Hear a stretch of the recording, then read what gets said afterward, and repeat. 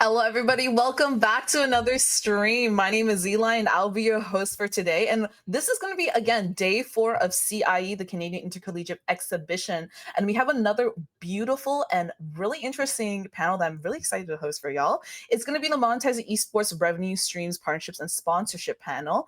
And I have two of our amazing panelists here, Amir Fala as well as Benson Lam. So I'm just get you guys to introduce yourselves, tell us what you do, some of experience you've had within the space, as well as what's your favorite video game that you guys grew up playing. I'll start with you, Amir.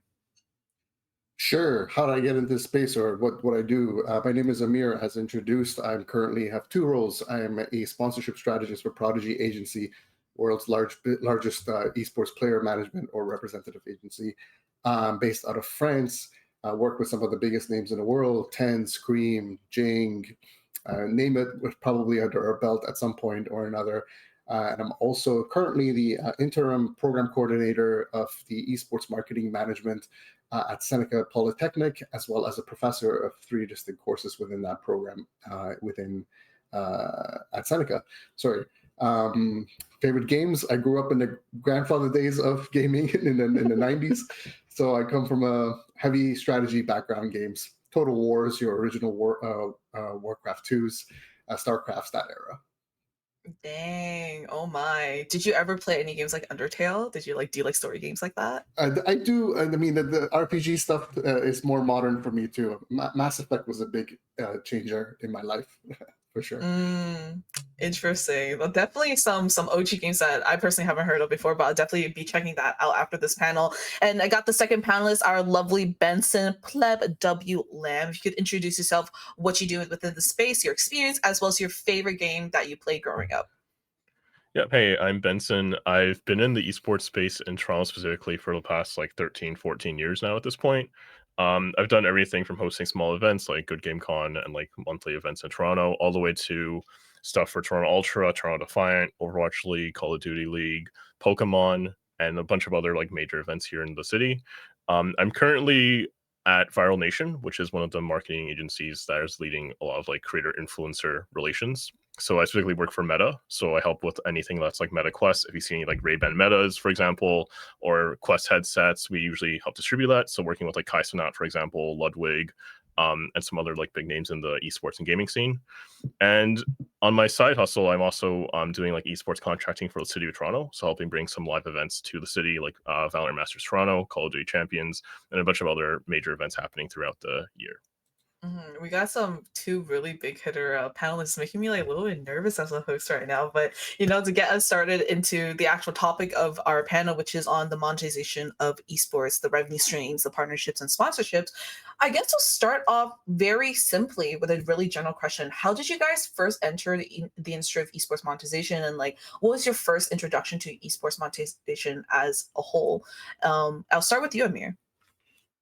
Sure. I mean, I started with an agency in around 2019. It was called Infront Agency, based out of Switzerland. They are a sports conglomerate, usually brokering broadcast deals around the world for major sporting events such as the World Cup, and other events as well. At the time, we were onboarding. Esports was, pre-pandemic, just a rising phenomenon that was happening. We were onboarding Activision Blizzard to help them with their app and web design and web build, data management and procurement on the back end. From there, I got an opportunity to do consulting with Activision Blizzard, specifically on audience growth and monetization. That was my foot into understanding the landscape of sponsorships within, or monetization in general, within the esports scene. Mm, interesting. And what about for you, Benson? What was your first? How did you first get into this industry of esports monetization? And was your experience like intimidating at all? Yeah, it was sort of intimidating. I came into it through the collegiate means. So immediately when I was in my first year of university at TMU, I immediately just joined like every single esports club, joined the esports teams, and that's when I kind of discovered esports monetization. Just because collegiate specifically is very dry in terms of like funding, for example. And like we were trying to find means of like, how do we monetize ourselves as a club? How do we monetize ourselves as a student group? And that's kind of led me into like the whole sponsorships and partnerships means. So we did a lot of partnerships and activations with like Gen G, for example, MLSC, Toronto Ultra, Overactive Media, a bunch of other major orgs like Red Bull, for example, for like the Red Bull Gaming Hub. And that kind of led me to like a passion point of like, hey, there's a lot of stuff in like influencer work, creator work, and like marketing in general that creates pretty good revenue streams overall. And like esports is profitable at like some specific scales, and the collegiate was a good gateway into that because like we were fighting for like $500. Like I don't know if student clubs are like fighting for like $500, $1,000, or like even like give us Amen. free Red Bull or something, give us free product, and Amen. products want anything, right? So it was a crazy jump to like go from like esports stuff at like collegiate to like Toronto Ultra, for example, for the major, because we were like dealing with like so much more money. And then now I work at Viral Nation, which is like it was kind of a big stepping stone. And it was intimidating at first because you're like, my account can be worth like $2 million. And like if I screw this up, it's over. So it is a cool leap. And honestly, like being in gaming esports is pretty relevant to that because like everyone in their own rights is an influencer in the scene, whether you like it or not. That really echoes exactly my experience with esports monetization as well. My very first introduction to this was again at the collegiate level. I'm currently still with the University of Toronto Esports, and other than diversify our revenue stream is one of the most important aspects of making sure that your organization works and is able to fund events and everything. But aside from funding for student unions, like that $500 from the school, it's also important for us to get these other revenue streams come in. So, with your experience at TMU Esports, what were the easiest ways for your club to kind of diversify those revenue streams? What were the ways that you guys ended up going about that? Yeah, so we were really fortunate at TMU to have a solidified gaming and esports kind of background. Like our previous presidents, our previous student leaders were very well in depth in the scene. So going into Team Esports, we already had partnerships with like MLSC because we did like Toronto FC activations and stuff like that, and we had a pretty good gaming program with the RTA, which is like the School of Media essentially, where we actually had like video game design courses. And we had two very passionate professors, Dr. Chris Alexander, who's like the professor of video games, and we had Jeffrey LaChapelle, who were just super passionate about esports. Like they're all former professional players coming to TMU to teach about video games. And that just gave us another gateway into like how do we expand esports, not just to the collegiate programs, but also to the students in general. Like the average engineering student wouldn't have time to compete in Valorant, wouldn't have time to get Radiant and, play Mhm. professionally for us, so like that. So we're like, how do we engage students in a way that's like beneficial to them? And during this time, it was like COVID specifically. Everyone's playing games no matter what. Like everyone's playing Among Us, everyone's like getting into like Genshin Impact or like whatever games were popular at the time, and everyone's a gamer, and that's relatable students. And we're like, hey, how do we like market this to not just the hardcore esports enthusiasts, but the gamers? So we found that stream to be really successful because we're like, these events we're pitching to orgs like Red Bull to like Overactive, and we're like not just saying, hey, we have 100 students involved in Team Esports. We're now just saying we have over 1,000 students that are interested in gaming because we would do like gaming surveys within the community, gaming surveys in like programs, right? And we did a pretty cool survey in one of the classes that had 300 students, and we did a quiz of them that was like how many hours per day do you play in games? And the average was like 2+. And we were like 90%. We could bring that to Statistic Red Bull and be like 90% of this 300-person class Mm. all plays video games. So we were Mhm. like, hey, that's like so many numbers and metrics. And that was like a cool gateway to get into it. And then that just led us into like Gen G and like all these other programs, and like having those like numbers available and ready just like made it so much easier to keep pitching it and keep developing it. Mhm. And definitely the support from staff, the very passionate professors that, teach esports, which were like previously pro gamers as well, and I think that really ties into, Amir, your experience as a professor at Seneca Polytechnic. You teach esports, but you also teach students on different ways to monetize, not just within like clubs where, but in other career paths in the sector as well. But, observing these very passionate students into esports and also the kind of corresponding esports club, how did you see them kind of diversify the revenue streams, or what kind of recommendations or advice did you give them to kind of support their journey in trying to diversify their revenue and also increase their numbers as well? Yeah, so I mean, it's twofold. In our case, at Seneca, it's a little bit more unique. The club was the program and the club kind of started on two different footings. They never they weren't in communication from the very get-go. The club at Seneca is 100% student run. So the varsity team is 100% student run under the student federation. Budgeting and monetization all came through the student federation. In Seneca's case, the backing, that sort of faculty backing, was not there. So they had to sort of scrunch and try to scramble, and try to get as much money on their own any way that they could. When we teach the program itself, specifically the core sponsorship strategies, it's mostly tailored to what will happen or occur in the industry and what the trends are in the industry, where the industry is moving towards. It's not really transferable to the club. Having said that, starting next year at Seneca, the program has changed now, where the club itself will be powered by the program. So the club operates independently as far as competition goes, team management, coaching, and all that stuff. Whereas the program will help and assist in sponsorship, procurement, any kind of revenue procurement that we can help get the club a little bit more money. That will come from the program itself. So this includes everything from fundraising to tournament scaling, in addition to sponsorship procurement, both endemic and non-endemic, where it's allowed. And you talked about how like the esports kind of sector, you guys are, as professors, program coordinators, you guys are going to be procuring these kind of brand deals and collaboration, which kind of segues into our next topic conversation, which is esports organization and brand collaboration, and also the retention of these partnerships. Can you define what is in-game advertising and branded content? How effective is that in its whole to monetizing esports? Are you asking me first? Yes, I'm asking you first, Amir. Sorry, I should have clarified that. My bad. No, sure. I mean, look, in-game advertising, you guys know, I'm sure everybody knows, games are changing. In monetization is now seeping into the design of the games themselves. From an esports perspective, I mean, it's very transparent. It's ads within the game, or logos or branding incorporated within the game. Games themselves or non-competitive games are, you might see it through microtransactions or crates or loot boxes, any other way that you're already accustomed to. Where we're seeing this transition, I would say that we're going to see more of it. We're going to see more customization coming in from the player side with player requests for their personal sponsorships to be integrated within the game. We're going to see more brands wanting to have more say in how their brands are being used inside their game.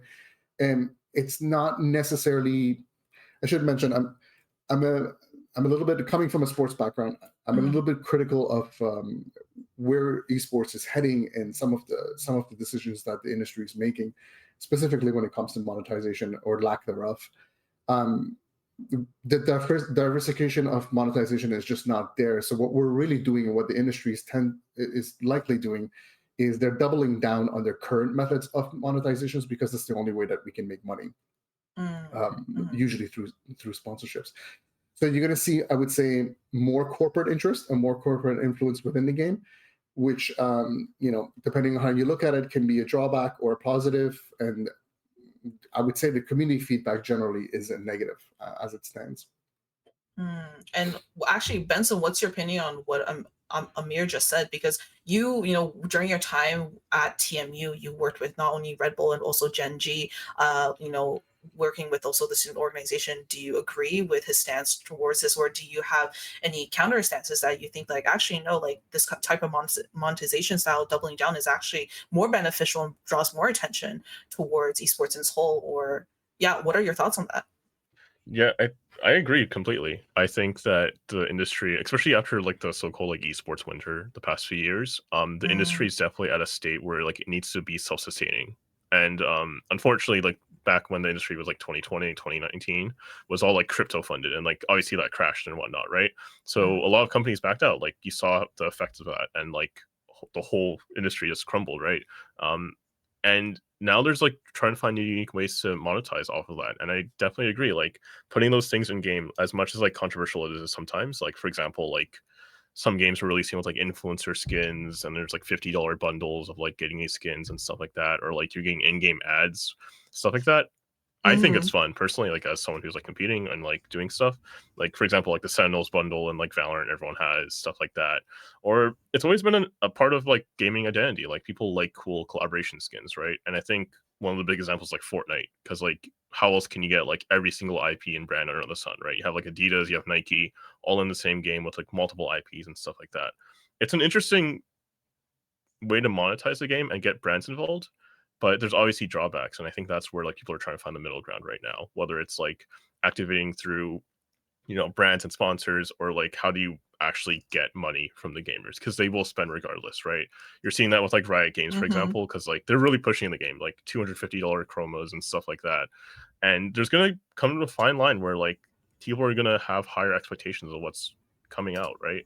Like I know a lot of people, like for Valorant, for example, were really mad that it was just another classic skin, right?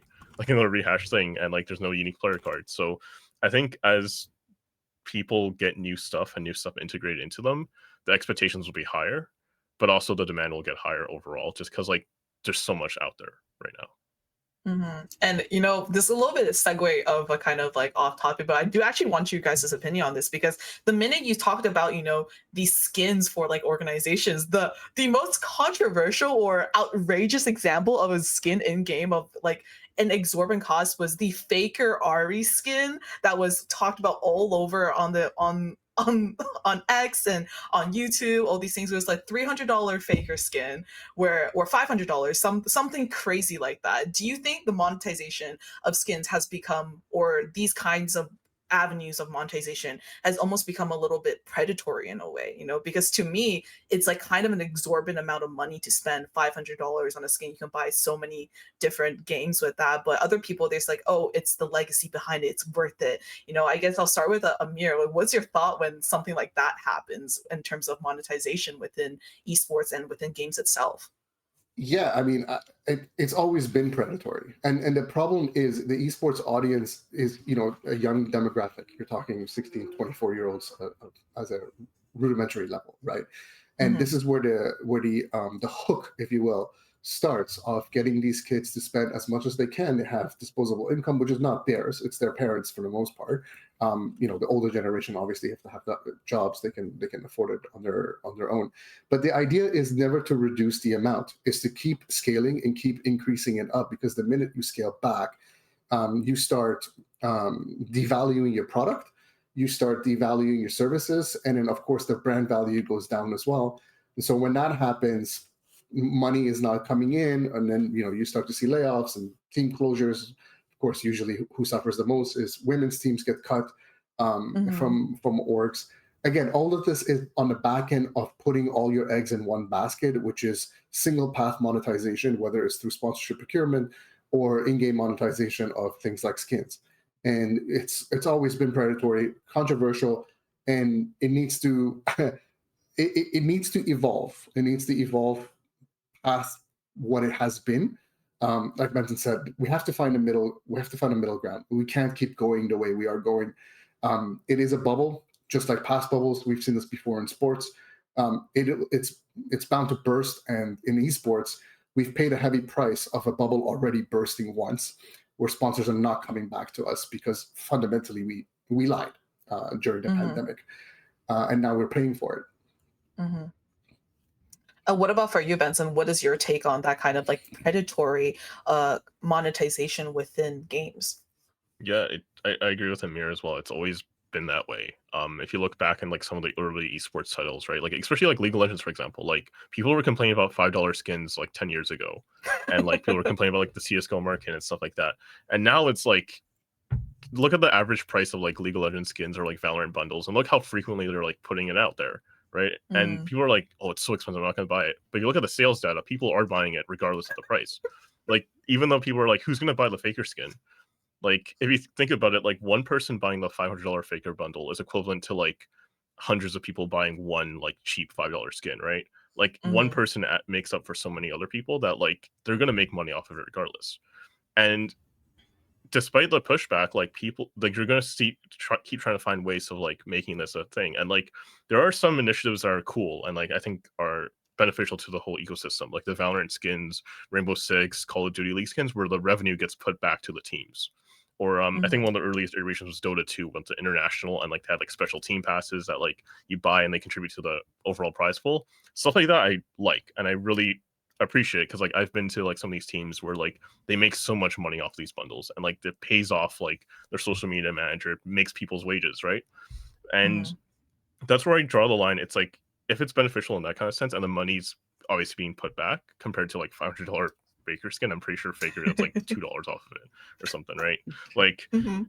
that's just the word. It's just like you're kind of just like taking advantage of the players, taking advantage of like the whole like, oh, this is so limited, only like it'll only be here for 2 weeks, stuff like that. Like the whole gotcha and like almost K-popification of like the industry, which is just like it's a little bit frustrating because like you want to be involved in ways, but you don't want to spend money, and I think that's where it's Mhm. like getting a little strange, especially with the whole battle pass system. Every game has to have a battle pass, regardless if it's a single player game or not, like stuff like that. I definitely think, like, in terms of like the ethics of esports monetization within games for, for big organizations or even big publishers, it's just it's definitely a really large conversation to tackle. But kind of bringing back the conversation for individual content creators, esports organizations or esports teams, as well as collegiate clubs, trying to figure out how to increase their monetization and also increase their revenue streams. I think for me, working with UTS, one of the biggest kind of issues that we had, or one of the biggest struggles and hurdles that we had, was really figure out how to make it a very effective pitch deck, or even making an effective kind of like strategy in order to tackle or kind of cold send emails to these organizations. And Amir, you as a professor, you actually teach multiple courses regarding this topic, and especially one of your courses which is on sponsorship strategy and management. How did you approach this topic with your students, and what did you teach them that really would help them in understanding what are the kind of ins and outs of a successful pitch, of a successful strategy or sponsorship strategy? Yeah, so this is hard to put in like a couple of minutes. I mean, Fair. the entire course is dedicated end to end, from the lead gen to prospecting to identifying client needs, the challenges and the gaps that they have, and then of course to putting it all together in some kind of a cohesive presentation or pitch that they can then pitch in a live case scenario if possible. In sports, again, coming from that background, I've had the opportunity to build these kinds of pitch decks for some big clients, USGA, PGA Tour, NASCAR. From there, it's the same kind of rhetoric. The builds are built on the back end on sales theory, on what is essentially your identifying your clients' gaps or needs, what they are. In some cases, it is just more marketing eyeballs. They just want to see more engagement. I'm sure Benson can talk about this more as well. In some cases, direct conversion, and I think that's what, going back to the previous conversation, this is where the gap was. Where in the Mhm. pandemic era, we promised I'm using the royal we, the esports industry, I would say overpitched that we can bring you all kinds of eyeballs in lieu of the absence of sports. We can also promise conversion of sales of your service or product. And again, this was promising the world without knowing what the customer's needs were, or what the client's gaps were, what their personal KPIs were. So most of what I teach is, when we're doing sales pitches, don't just pitch um, what your personal goals are, what you're trying to get out of it, but try to identify what the client needs are, because every client has a pain point that they're trying to address, and from Mhm. there you can pitch a more organic and more authentic kind of I would say sponsorship deal or package, whatever it is, where if something falls apart, at least you were on truthful grounds, where the presentation was more deliberate and intentful. And Benson, again, with your experience with TMU, you have a very unique perspective in the student-run club organization kind of viewpoint, where you were part of the first generation of kind of club members at the Team U Esports Association that launched the Red Bull Gaming Lounge. And you told me off stream, it wasn't just like a single year thing. You have everything set up with the one conversation. This was a very arduous process of 2 to 3 years. A lot of, kind of tests of like, does this work? Does this not work? What has been kind of your experience? Like, what did you think was the most effective or the best tips on giving to kind of similar clubs who want to kind of engage in these really big brand partnerships? How would you what kind of advice would you give them to approach this situation? Yeah, the first thing is obviously approaching it authentically and organically, like what Amir said. Like you want to understand what the company you're working with, what their goals are. Like for example, talking with major orgs, are like, do you want to make money? Do you want to get user growth? Do you want to get like membership signups? Like what is your actual end goal?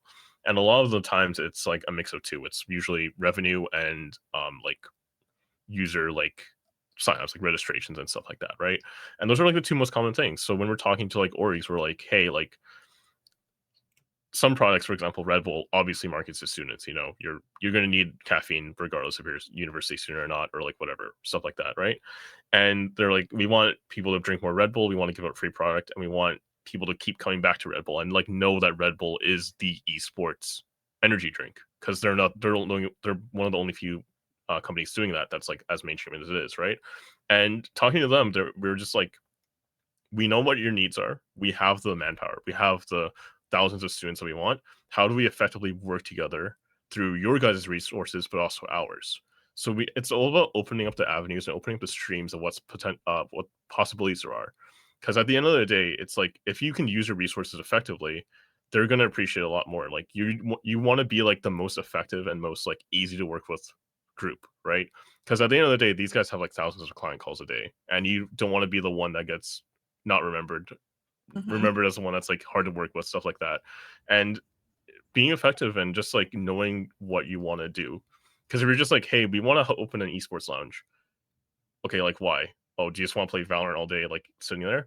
But if you're like, hey, we want to come in here, we want to pitch to these students, we have multiple organizations involved, we have goals in mind, we have a 5-year roadmap. If you come really prepared and have these things known and memorized and just like laid out, then like it'll be a lot more effective rather than just like thinking, hey, we need this, but like what do you actually need it for? What are the objectives? And just having that stuff ready is so effective when you're pitching, especially to major orgs in the collegiate space at least. And I think the first step is to, of course, like the pitch, but we're actually making contact with the organizations or with these brands. But the second step for, in my opinion, to a like really successful partnership is actually the retention of that brand, right? You don't want all this hard work that you put in the beginning to just fizzle away within a year or within 2 years after you're gone from the office. Amir, you have that experience as a project manager under Infront X, but as a freelancer as well. And you dealt with a lot of client relationships. But so what are the ways to really kind of have these partnerships last longer than just, the initial 1 or 2 projects, but, having that retention be everlasting or a long run? Yeah, again, it goes back to honesty and transparency, which is looking at your past relationship or the past activation that you did with the brand, identifying what went well and what didn't go well.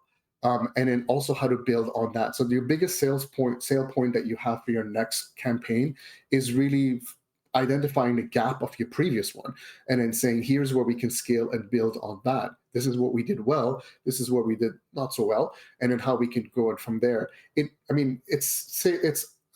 Fundamentally it's sales. It's sales Mhm. retention. It's client retention, which is you want to appease them by admitting where you went wrong, being transparent about that, identifying your wins, and then being able to capitalize on that creatively for a new campaign or being able to spin it for a new campaign, so that you can continue the wins that you had, but also build on the losses that you had from the previous campaign. So the best starting point for a future campaign with a brand is really riding the coattails of the previous ones by just being transparent and honest about what went wrong and what went well.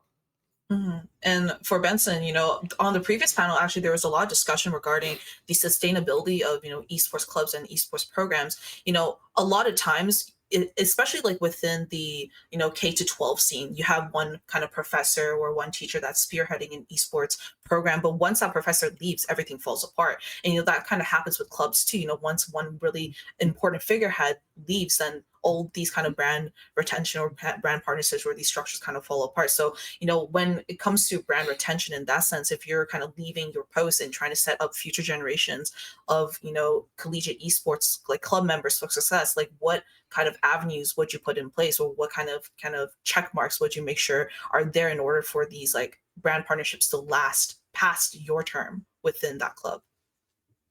Yeah, there's multiple factors that come into it, especially in the club side. Whether it's like establishing like the passing of the torch, because like that's what we did at TMU, because I was there for 4 years, and during my last 2 years I already knew I was going to graduate. I wasn't going to extend my degree, so my last 1.5 years basically I was spent trying to find someone to fill in the shoes, right? We did elections, but we also did like scouting and stuff like that, and we had like an executive team that was pretty big. It had like 20 plus students, and we were like, we want to foster the next generation, so when people keep graduating it won't fall apart. So that's one of the big important steps. And once you find the right people, which there always is, like there's always going to be someone really passionate about esports and gaming, right?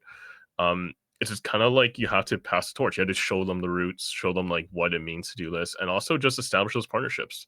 So one of the big things we do is that we actually bring like the future leaders to like major esports events and get the brands acquainted with them. So Mhm. like whether it's just like walking up to them at an event and be like, hey, this is like the future president, I'm graduating, so like here they are, if you want to talk to them more about like their goals and stuff. And it's same with those objectives, right? And keeping the partnership moving, because at the end of the day, if someone graduates from a program, they're not the brand's not going to die immediately, right? There's still going to be like that low gap season where like people are still going to be active and stuff like that. That's usually like the summertime for collegiate esports, in my opinion. But that's when a lot of ideas can get drafted, even though like stuff's not happening throughout the school year. As long as you have those connections and you know like who you're talking to, what you want to do and accomplish in throughout the years, then that partnership will keep thriving. And that's really important in the collegiate space because like we mentioned before, like key figurehead like professors, for example, will be leading a program. The second anything happens and they leave, you really need to carry on the legacy or else it'll just, go away with them kind of deal, right? And it's unfortunate because it's easy as it sounds to be like, hey, just pick someone else, have them lead the torch.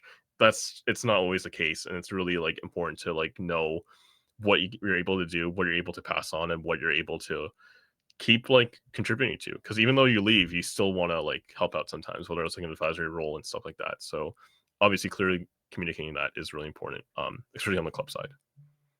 100%. And aside from the collegiate side, there's also the monetization side of content creators now. So we're moving on to that discussion. I just want to open the first question regarding this topic is how, for aspiring content creators, like what are the easiest ways to monetize their content? And I'll start with you, Amir, first. What do you have to say about that question? For content creators, Hmm. I mean, my recommendation is to keep authentic to your vision of what your content was going to be. Don't build your content around what you plan for sponsorships or how you plan on it being monetized. Build your content plan, design your content to the way that whatever it was that was going to be for yourself, and then figure out what elements in it can be monetized, so that it's more authentic and genuine to your audiences. And what about for you, Benson? Like, what do you think are the easiest ways for aspiring content creators to monetize their content? Yeah, it's very much the same. And from like our end, because I do agency work with creators, we actually like get the brands communicating to us. They're like, hey, we need 5, 10 content creators for this activation, right? And we have a list of like 500 plus creators, and we go through the list and we mark down like who's a best fit for it. And those factors can be like, are they relevant to the product, are they relevant to the activation, stuff like that. And it really comes down to also like, does the creator consistently do this kind of stuff, right? Because you don't want a creator who's constantly playing Valorant to randomly do like a Genshin Impact stream, right? Because like that's not related, that's not relevant to them. Would they do it for money? Probably. Like they get paid a lot, like honestly behind the scenes. But will it is the retention going to be there? Like will this content creator keep playing that as part of their main content thing? And the answer is probably no. So you want to find those right fits, and that's a need that the client always wants. It's like they want to keep those partnerships and activations good, because like if the content creator gets a good rep with the company, there's going to keep more opportunities will keep coming around, and good word will spread around, right? Like in the agency space, like if someone's hard to work with, that information will get passed down to like 10 plus different agencies, and like people will know, right? Like you always Mhm. want to be like authentic, good to yourself, but also just like knowing like what your boundaries are. And that's not, it's also a good like goal to have in mind, because like if you know you're really bad at this as a content creator, like you really don't like playing or like doing active sponsorship activations, you don't look authentic at like IRL stuff like that, it gives you goals to work on, and like ultimately it will pay off if you can pull it off. And those opportunities were always there. Like even though you might not get the next one, you're always going to be on the list no matter what. Like Mhm. that's the end goal. Sounds like to me like or in terms of like talent agency wise, you guys both have experience in this, right? It's a very tight knit community, so it's like very much word of mouth. Which manager is good? This player is really difficult to work with. Don't work with them. That's like what it's like sounding to me. But and Amir, you worked with Prodigy agency and kind of like would like a little bit of insight of course, like if this is like confidential information, like you don't have to share this, because you're under contract. But anyways, like how do representation and marketing agencies kind of approach monetization in esports for like these prominent esports figures like Tens or like Aspaz or Chichu, like these players? Yeah, unfortunately, it's still the same old paths, which is just general sponsorship procurement for whatever fits their brand, or if it's something that they can share on stream or YouTube or create content around. We haven't really innovated much beyond the old world as it used to be. Having said that, Prodigy has expanded recently, and we've built a new arm in our company called Prodigy Solutions, which is our consulting arm. And this is where we Mm, do activations with the brands directly to help them identify how to get into the gaming ecosystem, especially non-endemics, how they can utilize gamers a little bit better for reaching younger audiences or their target demographics. It's something that in the past 3 years, I would say during the pandemic, when we were approaching non-endemics for partnerships, we noticed like there was a lot of struggle because some CMOs, some marketing managers would just be, I just need eyes. I just need eyeballs on my product. That's all I care about. Or others would be like, I don't care about eyes. I need to convert. And neither of those is the reality of the situation. It depends on how we're utilizing which player, where, and when, and how. mm, So really, it comes down to now what we do is we try to provide solutions for them as opposed to say, yeah, Tens can do everything for you. You want him to drive a car for you, he'll drive a car for you, right? mhm, It's no longer that kind of world where we're like, yeah, whatever you want, we'll get him to do. It's more like, let's be a little bit more authentic and genuine to like how he can or how these players can empower your brand, by identifying what your goals are, and then how you plan on using your KPIs for the development of your product or service, so that we can be more integrated authentically and genuinely together. So this consulting arm is at least a little bit of a transition, a little bit different than what it used to be, which is like, okay, how many shout outs do you want? How many tweet posts do you want? This just generic stuff. And then this is how much it's going to cost you. Don't get me wrong. Unfortunately, that world still exists, mm, especially within the context of esports. Again, it's our only real source of revenue. But we are trying to move away from that into bringing in or utilizing our esports players a little bit differently. An example I can give you is now what we're doing is we're working closely with publishers to not just onboard Tens, for example, onto a project, but to bulk onboard, say, 10 or 20 pro players, so that they can mm, promote a game as it launches, Genshin, or whatever game that comes out, AAA game, but more authentically, in a way that it's not just these players playing games on stream, going through the menu and doing what they usually do to promote a game, but maybe they have direct interactions with each other. They're scheduled very meticulously to meet the client's KPIs and goals, and all of these things are pre-planned on a strategic level between Prodigy Solutions as well as the brand, for a more authentic campaign.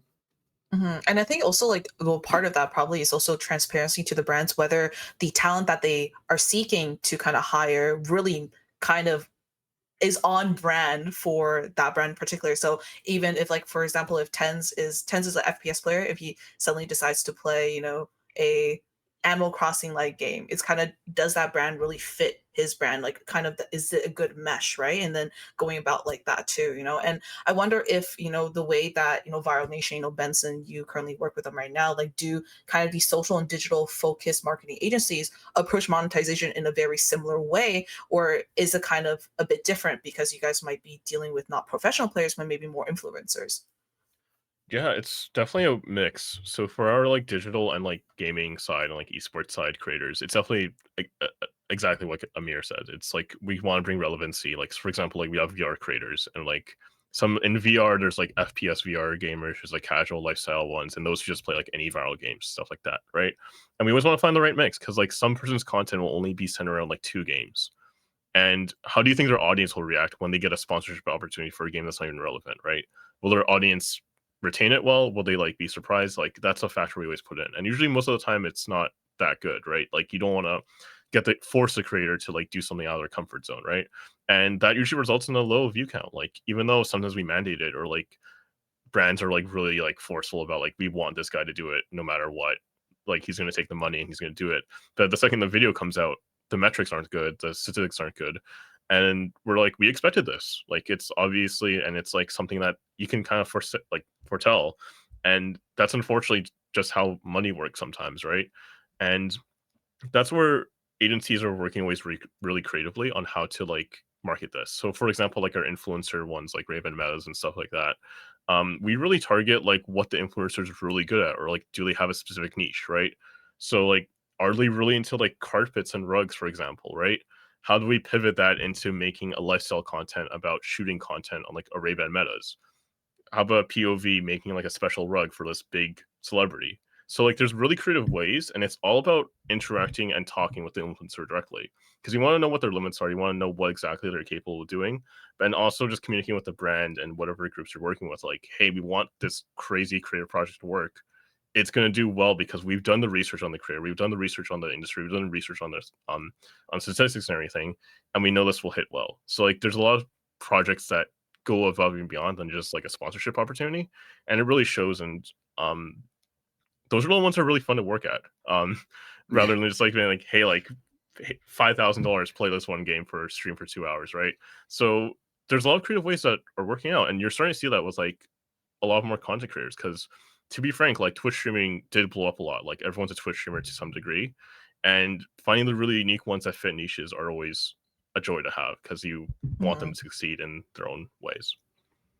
And like if it's well received to the audience as well, and I think that kind of opens up the conversation as well, is like, obviously we know at the end of the day, if a product is not well received by the audience, then it really can make or break that kind of success, whether all this planning really paid off or not, right? But to really kind of hit home this topic, I mean, for Amir, like, how important is audience growth to monetization in esports? Like, how closely tied are these two concepts together?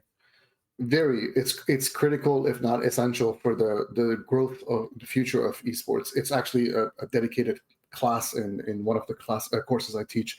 So audience growth and monetization is, where most brands and where esports I think gets it wrong.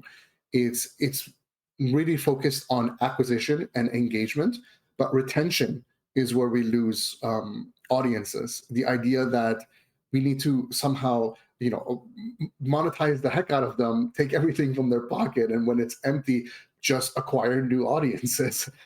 Never mind this idea of holding onto them and building a brand legacy, which is where sports succeeds and esports struggles. It's not being able to using audiences as just wallets and not building a brand legacy around the org itself, the players themselves, and this sort of relationship, this bonded relationship between the audience and the players and the orgs for longevity and legacy building. This is why we have Manchester United the way it is. It's founded on this core ideology outside of the sport, whereas within esports, what we do is in reverse. We build a brand and then try to pull audiences in, and this is fundamentally flawed. Especially when it comes to longevity or legacy building. So audience growth and retention, engagement and retention is probably more important than audience acquisition. And I would argue that that's where we need to steer away from and move into a retention. A reminder, some of these 16-year-olds will eventually become, obviously, 25-year-olds and 40-year-olds, and they'll have their own kids. And if you want them to be involved and carry on that legacy and pass on the torch so that dad is now watching game with son, you have to keep them engaged and also retain them. If you're just focused on what's new, shiny, gimmick, there's no brand legacy, no longevity. What about for you, Benson? What are your thoughts on this topic? Yeah, I completely agree. And coming from like an esports like fan perspective, it's like it's really like key and like essential, because like these teams, you can look at like football clubs, like you want to be like a Team Liquid fan for life, right? You always want to carry the torch, and teams really need to like get the retention in, because like for example, like a team can make, like it was a whole debate on Twitter I think like a few months ago about YouTube content specific for teams, because like for example like the LTA, like the North American LCS for League, right? Like their YouTube stats are dropping and everything, right? And teams are making out some pretty big videos that have like 500k views, but then you see all the rest of their videos are like 2k views, 3k views, and seeing that retention not stick is like really important, because like from like my perspective as an esports fan, it's like, damn, like what happened? Like what is this team like? What are they caring about their audience enough to like retain them? But from like a marketing perspective, it's like, what is going wrong that they're not retaining these viewers, retaining these potential fans, right? Because you make one big video that has 500k, how many of those 500k viewers will actually stick to the org and stick to the loyalty? And that's really important, because you want these consistent growths. You don't want to have like so much viral spikes that like you don't really know where the middle ground is, right? Because your expectations will now get skewed. Like your expectations will be like, well, this video will either get a million views or get 2k views. Like it's really like infectious almost, like, because you don't want this stuff to happen, but sometimes people's content land that way. And speaking in terms of like esports and like teams, like that's where a lot of teams like really grow and shine. I think one of the best examples is 100 Thieves, because like you like them or hate them in terms of esports, like their teams do well, so their teams do bad sometimes. But at the end of the day, they're a crazy brand. Like they have an apparel company, they do stuff with Adidas.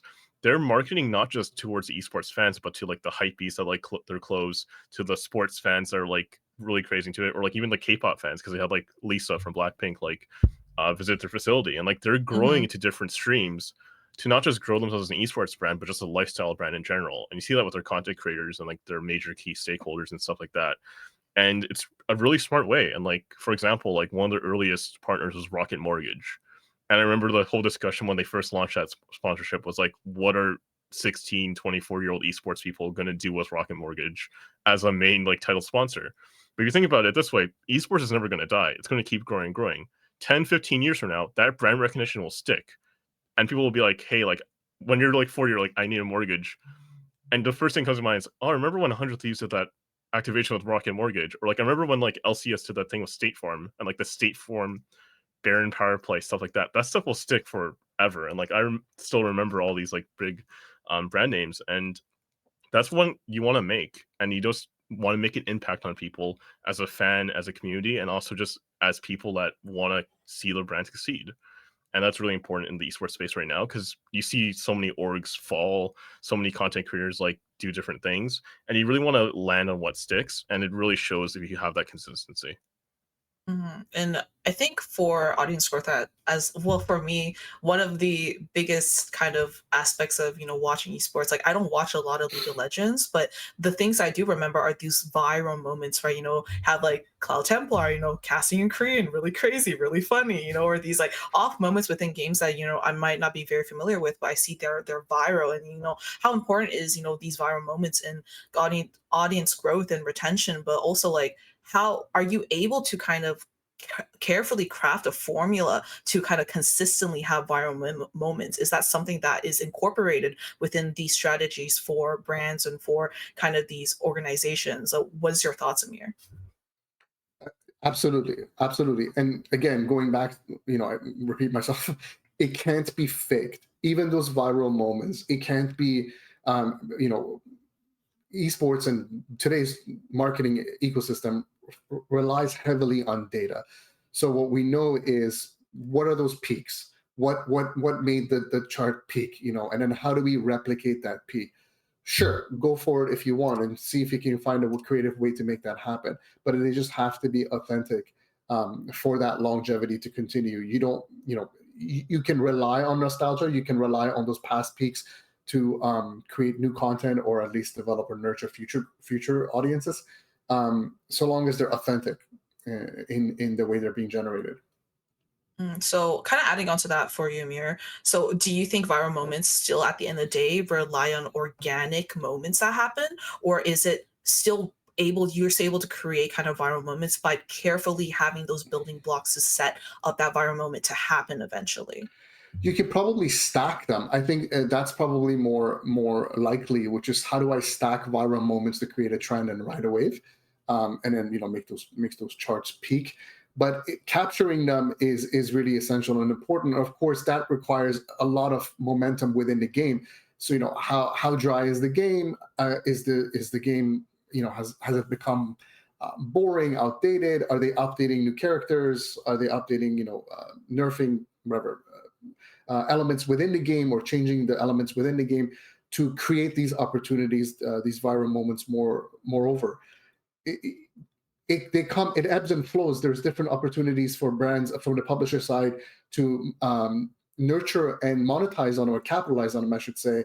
And then, of course, the players have to be engaged in it as well, and so the audiences have to want to watch it as well. But again, if you're not feeding that cycle of acquisition, engagement, and retention, you're dropping the ball somewhere, and you're not generating a legacy around your brand.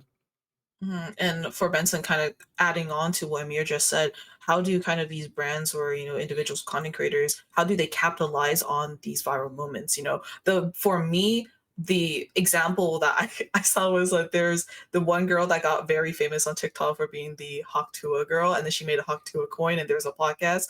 But like, is that something that is very common in terms of trying to capitalize on a viral moment, or are these kind of just one or two-time hits where that's not capitalization on viral moments is not always guaranteed?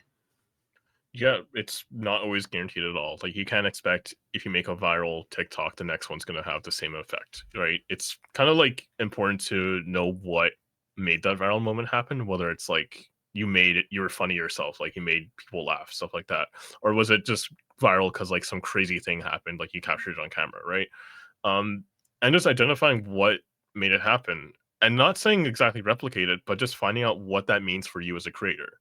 Are you a creator that specializes in comedy or like gameplay or stuff like that? Like, for example, if you post like a Valorant clip, right? Are people watching you because you did a crazy clip, or were they watching you for your reaction, right? And did anything those key points, and really like honing down as a content creator and saying, hey, like based on this viral clip, I know that people watch it because I hit a crazy shot and people think I'm really good at the game. So that's how I'm going to market myself. And that's a really good like way that I've seen a lot of content creators grow. And then by finding those kind of like moments, you can kind of like pivot away, try new things. But you'll always have that one pillar of like, hey, I'm really good at this game. So that's the existing pipeline you have, right?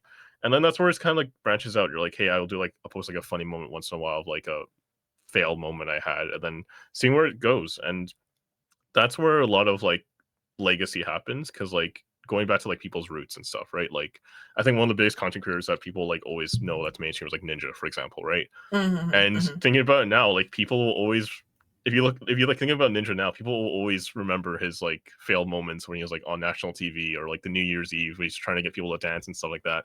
And just right off of it, like Ninja doesn't take himself seriously anymore.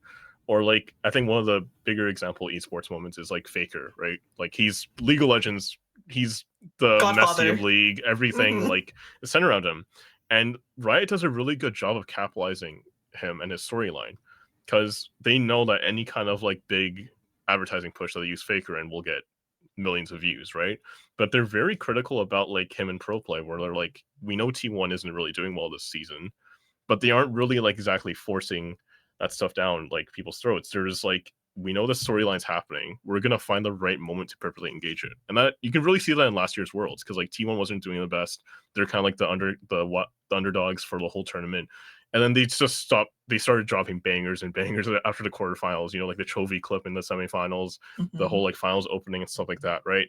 Like they really know when to capitalize on it, and that's really important, because like you can't just keep being like faker like in every single promotional thing. You have to build those storylines, get the development for other people to shine first, and then you kind of just like know that this is going to happen, so you put it in, and then like people be impressed because like even though you have those viral assets, it's more about knowing when to use it rather than just dropping it constantly. Because like if you keep dropping it constantly, that virality will lose, right?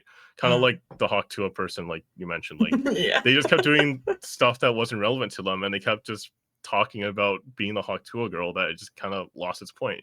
And like another example is like the Costco guys, right? Because now they're not the Costco guys anymore. They're the Five Big Booms guy, right? Like Yeah. they're doing a pretty good job, and like that's another like influencer you should keep an eye on. Like they're marketing themselves really well. Yeah, that's such a good way to put it too, because especially like during that last time, when T1 Zilin started winning so much, the trailers have always been bangers. They really Riot has really strategically crafted storylines where it doesn't just seem like it's a esports game. It seems like it's more than that. It seems like it's like a whole legacy behind it, and gets people like really passionate about that too. But no, we are kind of ending to we're about to run out of time for this panel. So I guess like the very last, very open-ended question for both of you guys is there any last tidbits or advice or tips that or anything you want to mention regarding this topic of esports monetization, the revenue streams, partnerships, and sponsorships? And I guess I'll start off with you, Amir. Do you have any like closing remarks you want to make? Yeah, we have. I'm just going to say we have to change. I think we have to figure out different ways of monetizations, because if we want to make the industry sustainable, it can't just keep going the way it is. Unfortunately, on a pro level, maybe collegiate level, on the grassroots level is a little bit different, but on a pro level, it needs to evolve. And I genuinely feel that the change will come from academics or those within the academic ecosystem, where they are able to get their hands on playing games or being part of the esports community, but also with a little bit of a business background, or depending on where you're coming from, based on your education, to kind of have that free flow ideation, to enable and empower new opportunities within the ecosystem, because the status quo is not sustainable in the long run. Academics are the future. We can't have 16-year-old CEOs anymore of esports organizations. that world needs to die as soon as possible, so that either new people can come in, and also, I'm also against the white collar kind of team also moving into trying to monetize on esports. There's flaws in that idea as well. So genuinely speaking, I believe the future of this department will be business students, at least those who come from some kind of a sports or esports background. What about for you? What about you, Benson? Like any closing remarks, tidbits, or advice you want to give to the viewers who are watching for this panel? Yeah, I mean, I'll just add on to what Amir said. I completely agree. And like when you look at like the biggest esports orgs, one of the most successful ones, or the most successful tournaments like Evo, if you ask anyone if they went to school for esports or gaming, they'll 90% of them will say no. Like anyone above the age of 30 who's in esports will say no. Like they did business, they did like sports, they did something related to esports or production, but they're just so passionate about gaming, they made it their career. And now there's so many opportunities for like young people like 16, 17, 18 that like you have these like esports degrees now, you have these esports classes. So you have these resources to really hone in on your passion. And it needs to happen organically, because like what Amir said, like all the white collar people coming in, try to like monetize, get sponsorships, basically just drain the industry of all the potential, right? That's what we need to be against. And getting the people who are really passionate about esports and gaming is really important. And having the right skills is really necessary, because if you look at the top teams right now, like if you look at their like CFO, whoever, they're all coming from like really big sports backgrounds. Because at the end of the day, esports is just like regular sports. You're it's like hockey, basketball, all that stuff. They had decades and decades to grow their brand identity. Esports is only a few decades old, so now we really have to really hone in and say esports will be here in 100 years, like no doubt. How do we make it sustainable? How do we make it like the other sport, like sorry, the other Bless you. sports leagues, for example, right? Like that's why we're always trying to find new ways, and I think the industry with new people coming in that are really passionate will consistently make the industry grow. And I think organic, authentic people will always shine first. And you're starting to see that, because people were getting kicked out for trying to drain the industry, and now it's really happy to see enthusiastic people come in. And I think for me, the biggest kind of takeaway from this panel, you guys have both echoed this kind of word or this term this entire time, is authenticity. For long sustainable and growing kind of careers, and also esports in general, it really takes authentic and passionate people to really kind of grow this space, and and make and realize its potential, because again, the esports industry is such, it's still a very young sector. It's still very new. But yeah, as we're running out of time, thank you again, guys. You guys have been absolutely lovely. This has been a very exciting panel, and also very, very insightful. I hope the viewers had as much fun as I did listening to all of y'all's kind of advice, as well as viewpoints or perspectives regarding monetization of esports and the industry as its whole. But yeah, we are running out of time. But before that, I do want to thank our sponsors for today. We got our co-title sponsor, of course, BMO. And for BMO, they have student banking to help you focus on what's important. BMO has checking and savings account, credit cards, and borrowing options designed for students. Plus, you can get $125 cash and 6 months of Domino's pizza. I know you gamers love your pizza. Okay, don't lie. With BMO's current student offers, so make sure to check them out. The Twitch command is !BMO. They're also currently running a BMO contest for CIE participants. So if you type in on the Twitch chat the !CONTES and complete the form to meet with a BMO representative, and you can be entered to win a one of five $20 digital Steam gift cards. And also, as well, special shout out to friend of CIE is BMO and Next Level. So BMO Next Level is a Twitch channel and Discord server dedicated to helping you level up not only in game but also in your personal finances. Join a lovely Sean Frame, BMO's gaming relations specialist, as he plays through your favorite titles while giving detailed walkthroughs on financial topics that matters to you. So make sure to check out BMO NXT LVL for more information, and check out their channel as well. Another thank you to our charity show match sponsor, Strawberry and Egg. They are a local business located in Vancouver, BC, that specializes in making large video game and anime themed plushies. They also make smaller items like keychains, headphones, accessories, and flower bouquets, and they're giving a 15% off a discount on all items if you say CIE for them, and that is going to be the Twitch command exclamation mark STRAWBERRYANDEGG. So thank you so much to Strawberry and Egg. And also to Solaris, our other charity show match sponsor.